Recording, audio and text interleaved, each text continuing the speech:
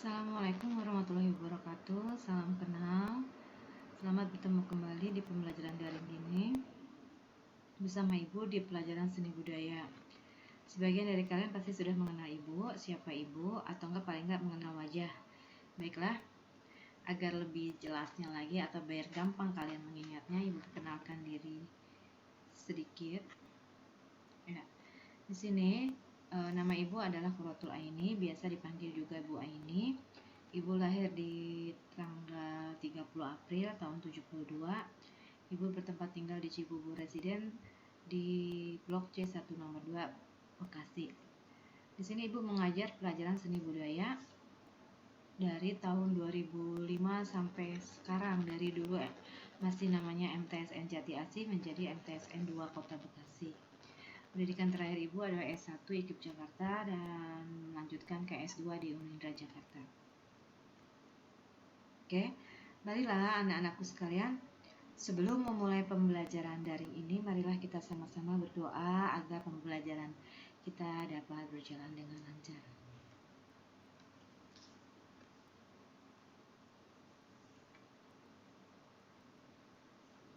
Bismillahirrahmanirrahim.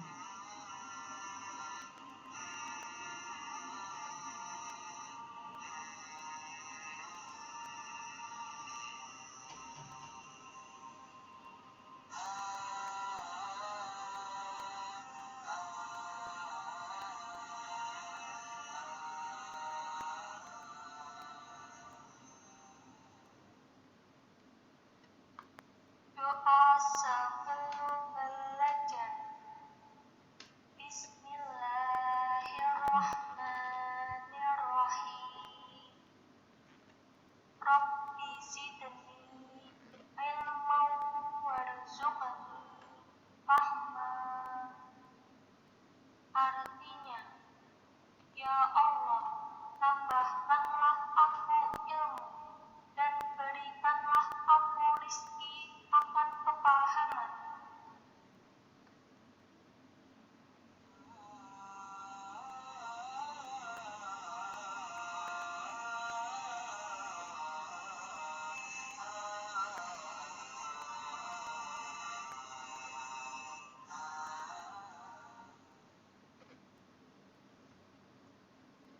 Oke, setelah kita membaca doa sebelum mulai pelajarannya, Ibu akan membacakan sedikit tata tertib yang harus kalian patuhi selama mengikuti pembelajaran seni budaya secara daring ini. Yang pertama adalah siswa wajib mengabsen sebelum memulai pelajaran. Absen ini Ibu bagi dua atau melalui dua jalan, yaitu pertama dengan Google Classroom, dua cara. Google Classroom, yang kedua melalui WA, grup seni budaya yang sudah dibentuk. Jadi kalau misalnya kalian sedang kehabisan paket, kalian bisa menggunakan WA untuk mengabsen. Absen ini sangat penting untuk menentukan bahwa kalian itu memang hadir dan mengikuti pembelajaran. Yang kedua, kalian harus menyimak dengan baik setiap pokok bahasan yang diberikan oleh guru. Menyimak dengan baik, tidak boleh meninggalkan tempat selama proses daring. Nah, apabila ada yang harus ditanyakan, kalian bisa berkomunikasi menuliskannya di dalam Google Classroom atau WA grup seni budaya. Yang keempat adalah siswa wajib mengerjakan atau semua siswa harus mengerjakan semua tugas-tugas yang diberikan oleh guru. Baik itu melalui penilaian harian maupun PTS, PAS, dan yang lainnya. Tugas itu nanti akan dilaporkan oleh kalian melalui Google Classroom maupun WA grup seni budaya. Tugas-tugas ini sangat penting harus kalian kerjakan karena walaupun kita belajar di rumah, tapi kita harus tetap melaksanakan tugas-tugas tersebut karena sebagai bukti bahwa kalian sudah mengikuti pelajaran tersebut. Nah, penilaian, karena berhubungan dengan penilaian, makanya siswa penilaian diambil itu dari tugas-tugas yang tadi ya. Lihat dari nilai kehadirannya, absensi, nah itu penting. Lalu sikap, penilaian harian, hasil penilaian PTS-nya, hasil penilaian PAS-nya, dan hasil nilai tugas-tugas baik tugas sendiri ataupun tugas kelompok. Nah, itu tata tertib yang harus kalian patuhi dan harus kalian jalankan ya selama pembelajaran daring. Jadi kita sama-sama. Mohon kerjasama dari kalian, mohon kalian patuh dengan pengawasan dari orang tua kalian, sehingga proses pembelajaran ini akan menghasilkan hasil yang terbaik buat kita semua. Amin. Baiklah, materi kita hari ini adalah mengenai seni lukis. Apa itu seni lukis? Seperti apa seni lukis? Aliran apa saja yang ada dalam seni lukis? Nah, itu semua kita bisa lihat sama-sama melalui video pembelajaran yang akan Ibu nyalakan ya. Seni lukis adalah salah satu kelompok dari kelompok seni murni.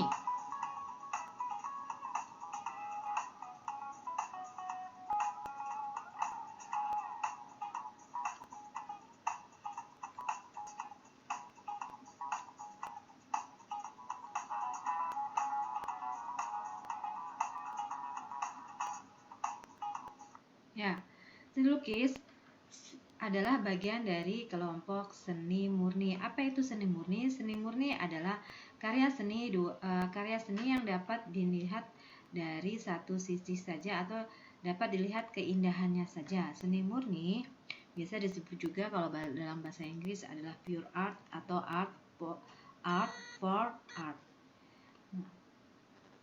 Seni lukis merupakan bagian dari seni rupa yang berdimensi 2 atau disebut juga karya seni 2 dimensi. Apa itu karya seni 2 dimensi? Adalah karya seni yang memiliki ukuran panjang dan lebar. Mari kita simak sama-sama pengertian seni lukis menurut para ahli atau pakarnya.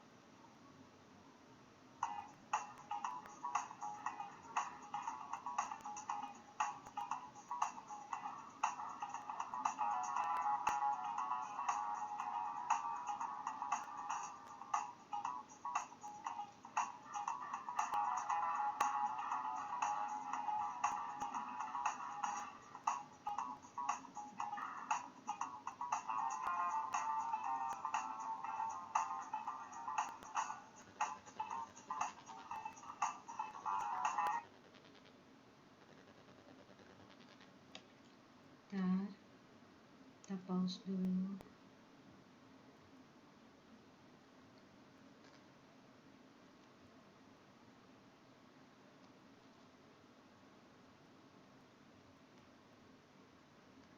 Kita lanjutkan. Ya. Tadi sudah sampai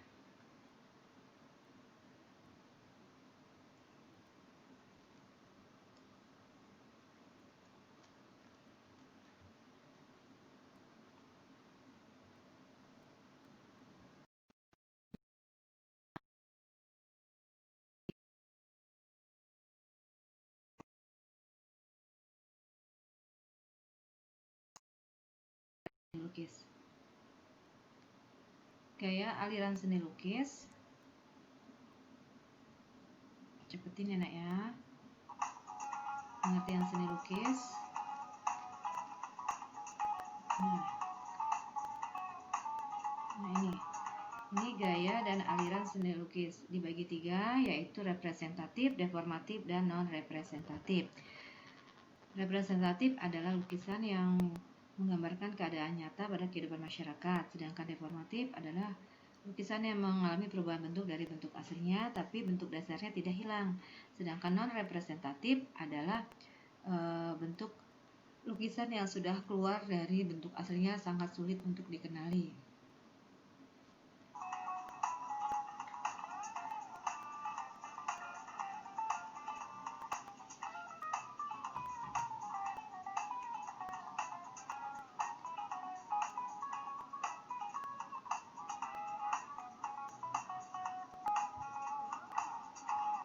Nah, dalam gaya aliran representatif tadi ada beberapa alirannya, yaitu naturalisme, realisme, dan romantisme. Naturalisme menggambarkan kehidupan alam, realisme menggambarkan kehidupan nyata, romantisme menggambarkan kehidupan yang dramatis. Biasanya kalau romantisme ini berhubungan dengan manusia dan binatang.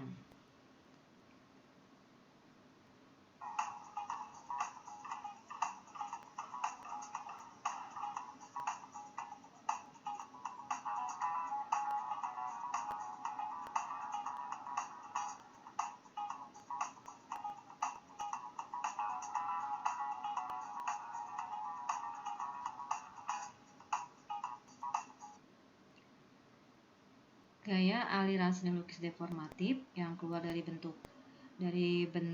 aslinya tapi tidak meninggalkan bentuk aslinya, ada perubahan tapi tidak meninggalkan bentuk aslinya, itu dibagi menjadi aliran satu ekspresionisme yang merupakan aliran yang menggambarkan keadaan jiwa si pelukisnya secara spontan.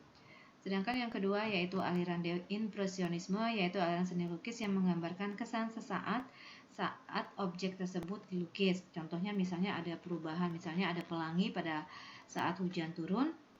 Nah, itu langsung kita membuat lukisan. Nanti setelah hilang berarti sudah tidak ada lagi pelanginya, jadi kesan sesaatnya itu hilang. Jadi hanya sekejap saja langsung dilukis oleh si pelukis tersebut. Makanya dia termasuk kelompok impresionisme.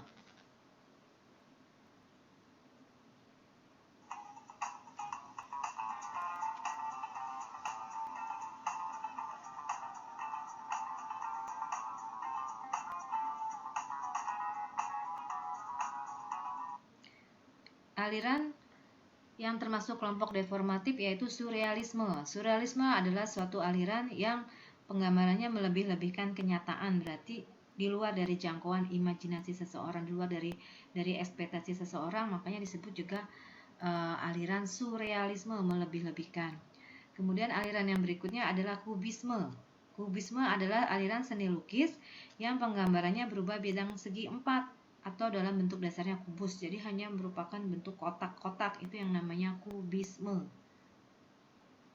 Oke, kita lanjutkan.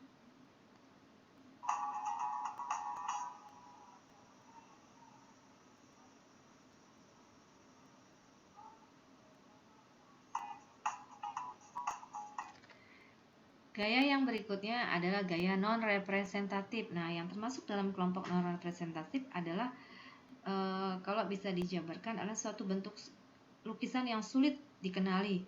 Bentuk dasarnya dari gaya ini sudah meninggalkan bentuk aslinya. Jadi aliran yang masuk ke dalamnya termasuk adalah aliran abstraksionisme. Jadi suatu bentuk yang tidak jelas lagi bentuk aslinya. Itu tadi ya ada beberapa gaya dan aliran dalam melukis.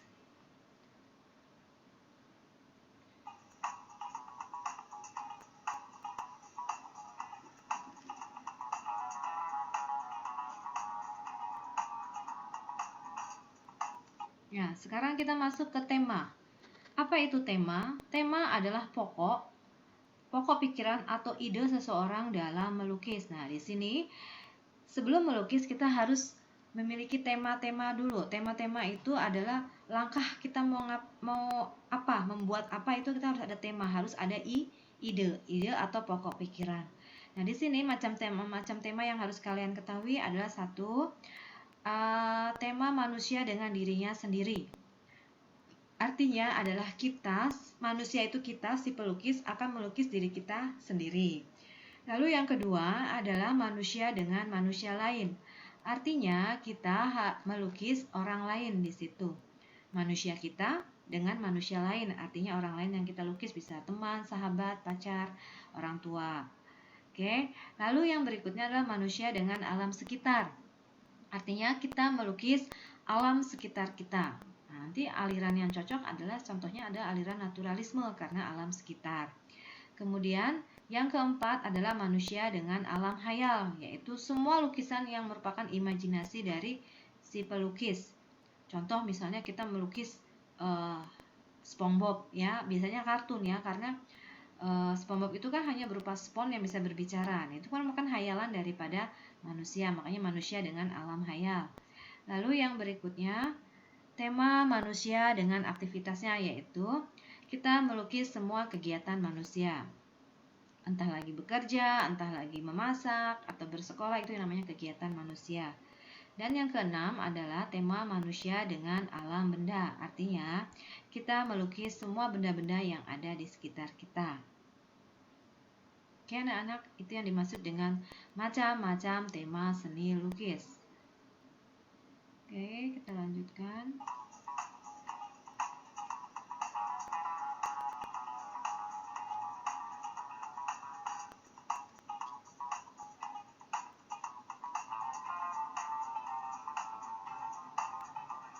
Nah, di dalam melukis kita harus mempersiapkan alat dan bahan melukis.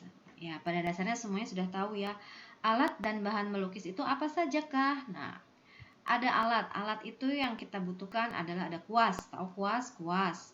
Kemudian pisau palet. Kemudian pisau palet itu adalah semacam sendok yang gepeng gitu untuk memudahkan kita dalam mengambil pewarna. Pisau palet, nah ini yang namanya palet. Palet itu adalah tempat untuk meletakkan cat air. Lalu ada esel. Esel itu adalah semacam standar untuk meletakkan lukisan. Jadi kayak semacam kaki-kakinya untuk meletakkan lukisan. Kayunya untuk menyandarkan lukisan tersebut sehingga memudahkan pelukis untuk melukis.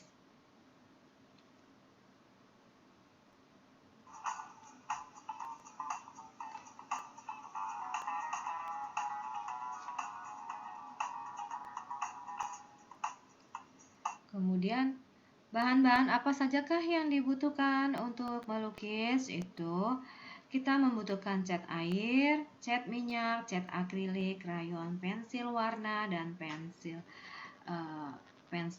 kanvas, dan kertas. Itu yang namanya bahan-bahan yang dibutuhkan untuk melukis.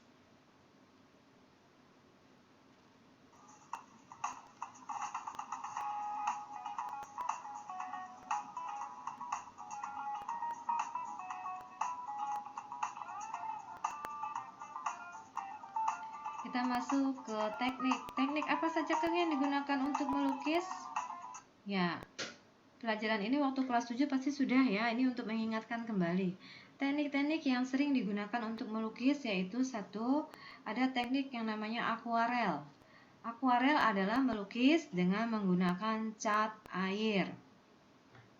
Hasil yang diperoleh adalah tipis dan transparan. Lalu teknik yang kedua adalah teknik plakat, yaitu teknik mewarnai dengan menggunakan cat minyak atau cat akrilik ya, sehingga hasilnya adalah tebal dan menutup. Kalau akuarel itu hasilnya tipis transparan, sedangkan plakat adalah tebal dan menutup. Biasanya kita menggunakan cat minyak, cat akrilik, itu yang namanya teknik plakat. Teknik yang berikutnya adalah teknik pointillis, yaitu membuat gambar dengan cara membuat titik-titik menjadi sebuah gambar. Titik-titik dikumpulkan secara berulang-ulang sehingga menjadi suatu gambar, itu yang namanya teknik pointillis.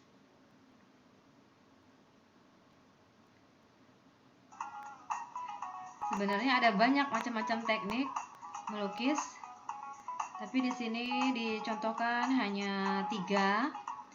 Nanti kalian bisa cari sendiri di internet atau di Google macam-macamnya. Nah, ini terakhir adalah langkah-langkah apa sajakah yang disiapkan untuk melukis. Di sini kalian bisa melihat harus ada gagasan, ya.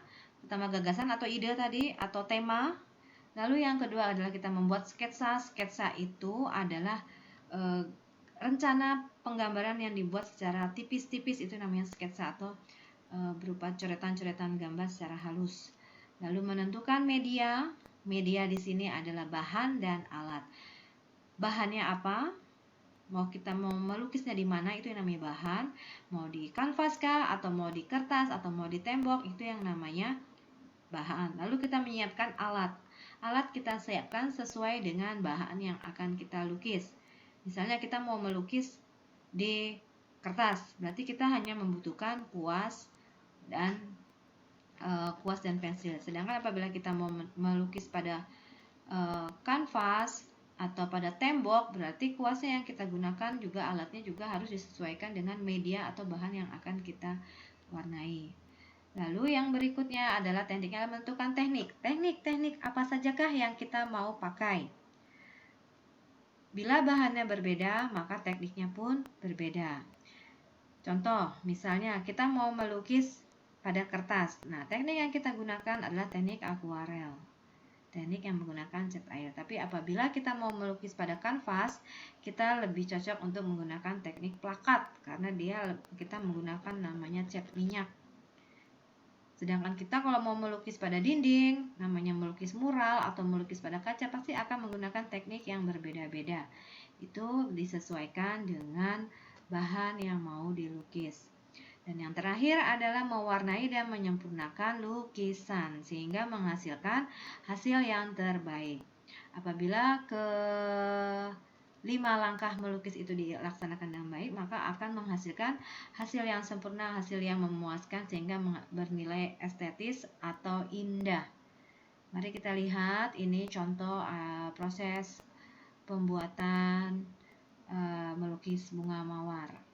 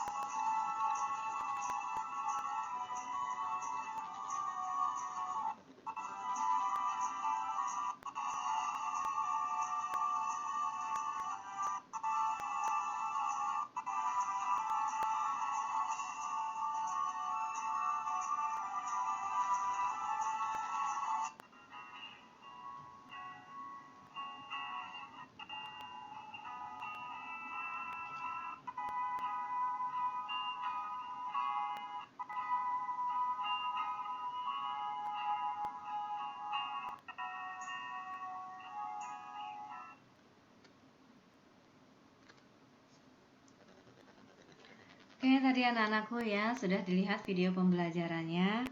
Ada beberapa poin-poin yang harus kalian ingat dalam melukis. Di sini adalah yang ibu tekankan adalah harus ada tema, ya. Tema adalah pokok pikiran atau gagasan dalam membuat suatu karya seni lukis.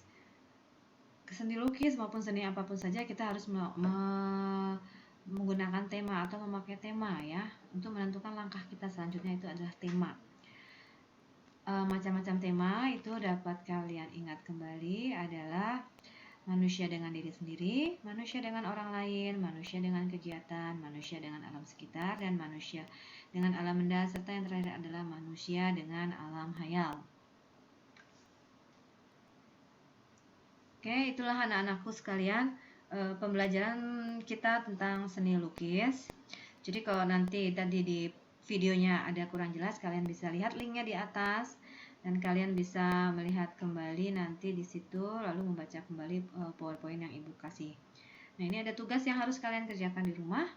Nanti tugas ini bisa kalian lihat kembali di Google Classroom, dan jawaban kalian bisa dikirim ke dalam Google Classroom dengan kode kelas yang sudah Ibu kirimkan ke masing-masing grup seninya, grup WA seni ya. Demikian, terima kasih proses pembelajaran Ibu hari ini. Mudah-mudahan apa yang Ibu sampaikan ini bisa kalian pahami dan kita mendapatkan yang terbaik. Nah, sebelum kita akhir pembelajaran ini, marilah kita sama-sama membaca doa belajar secara bersama-sama. Oke, Bismillahirrahmanirrahim. Allahumma wa bihamdika asyhadu an la ilaha illa anta astaghfiruka wa atubu ilaihi. Alhamdulillah. Assalamualaikum warahmatullahi wabarakatuh.